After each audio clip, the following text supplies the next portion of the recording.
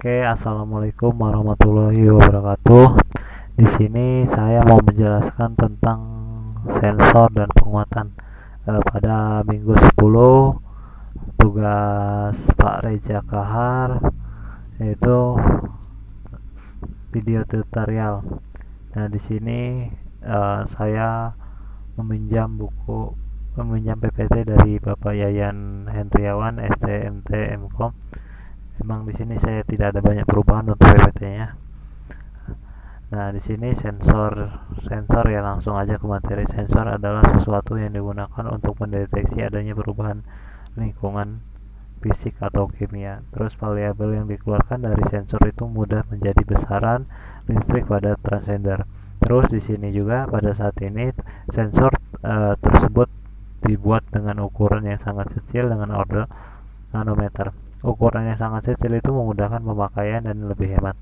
Nah, di sini jenis-jenis sensor ada sensor cahaya, ada sensor jarak, sensor ultrasonik, sensor gerak, sensor suhu, dan sensor posisi. Mungkin ada lagi sensor lainnya.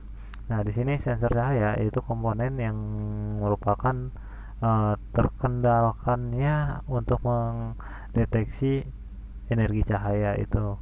Terus yang selanjutnya itu alatnya lebih sensitif dari mata manusia terhadap semua spektrum warna dan juga bekerja dalam daerah ultraviolet dan inframerah.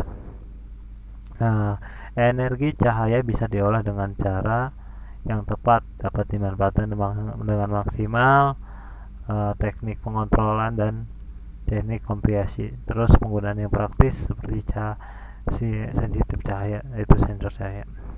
Oke. Selanjutnya ini nih contoh dari sensor cahaya atau LDR. Nah, ini juga untuk rangkaiannya. Ini ada PCC, LDR tadi tuh ini. Nah, seperti ini. Sensor LDR itu sensor cahaya. Nah, oke, terus di sini ada aplikasi sensor cahaya, yaitu ada tabung cahaya, yaitu atau vakum tipe phototubus gitu ya. Terus ada tabung cahaya gas gitu, tabung cahaya pengali atau pemfotodarab multifotobus. Nah, di sini mempunyai keunggulan masing-masing, yaitu digunakan untuk pengamatan pulsa atau cahaya dimodulasi frekuensi relatif tinggi, yaitu untuk tabung cahaya.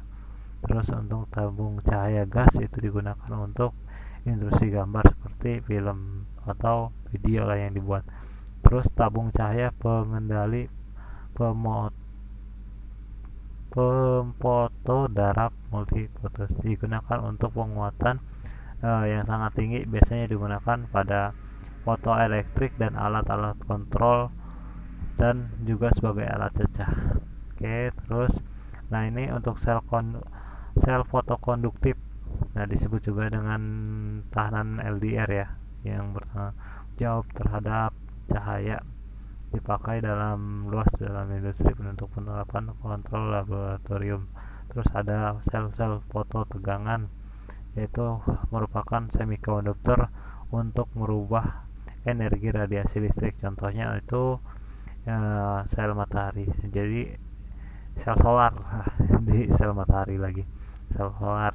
Oke, ini selanjutnya.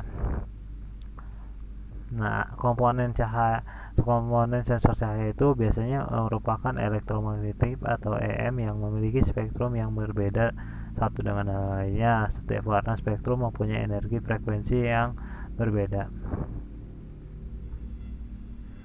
Oke, terus selanjutnya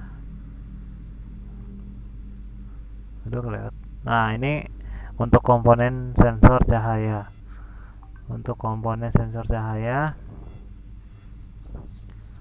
di sini hubungan spektrum optis terhadap yang dapat dilihat dengan gambar berikut gitu.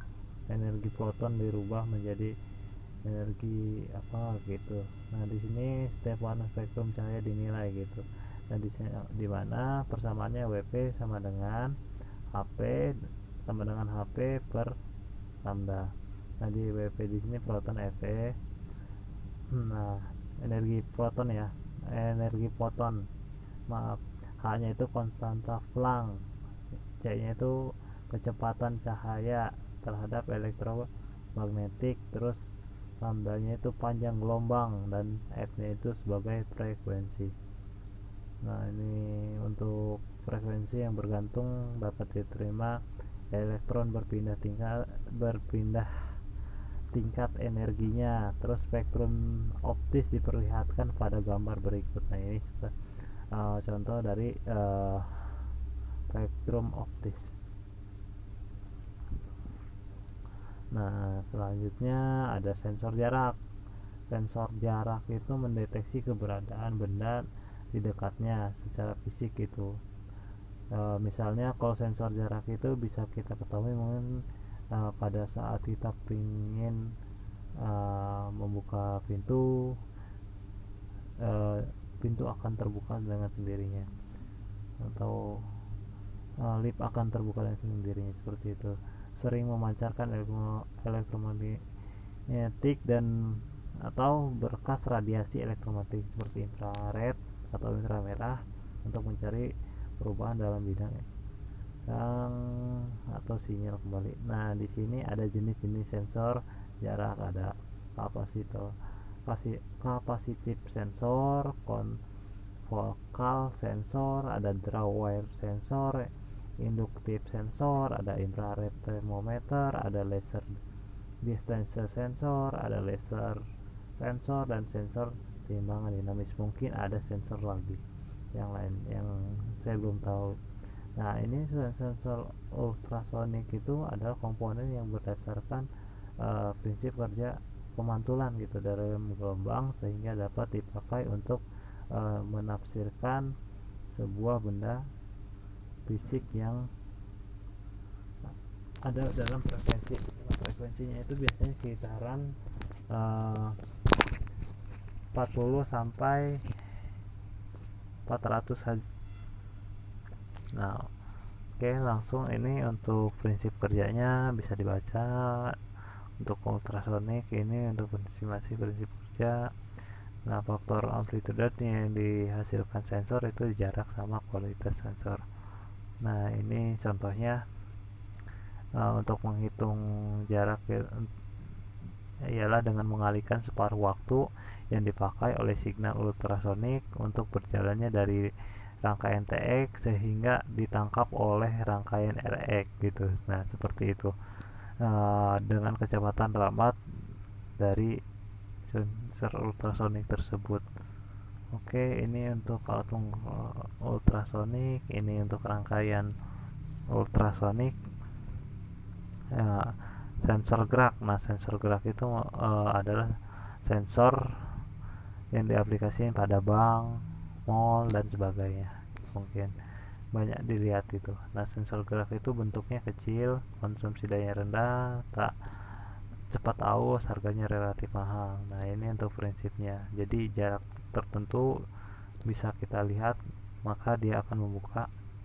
Terus sensor suhu atau RTD, restance temperatur detektor. Nah ini yang biasa untuk mengukur suhu badan ya. Nah ini contohnya termometer Koffel. Nah ini biasanya termometer Koffel itu dipakai di dunia perindustrian ya. Nah berbagai macam tipe sih, banyak tipenya. Oke, restance temperatur detektor. Nah, mungkin itu aja sensor posisi. Mungkin untuk sensor posisi secara ini sederhana, itu Weber potentiometer. Digunakan alat untuk angular untuk perubahan resistansi pada kompresi yang berlangsung pada sinyal arus. Oke, ini referensinya. Mungkin itu saja yang bisa saya jelaskan, kurang dan lebihnya mohon maaf apabila ada tutur kata yang kurang berkenan atau penjelasannya kurang pas. Saya mohon maaf. Oke, gitu aja. Wassalamualaikum warahmatullahi wabarakatuh.